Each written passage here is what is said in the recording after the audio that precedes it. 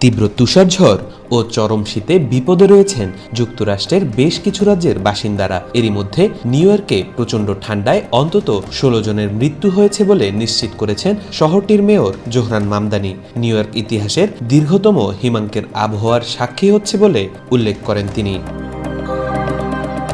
মামদানি বলেন, টানা ১১তম দিনে শহরটির তাপমাত্রা ৩২ ডিগ্রি ফারেনহাইটের নিচে। তুষার শক্ত হয়ে বরফে পরিণত হওয়ায় ঝুঁকিপূর্ণ বাসিন্দারা সবচেয়ে বিপদে পড়েছেন বলে উল্লেখ করেন তিনি। ঠান্ডায় মৃত ১৬ জনের মধ্যে ১৩ জনই হাইপোথার্মিয়ায় আক্রান্ত হয়ে মারা গেছেন বলে জানান মেয়র।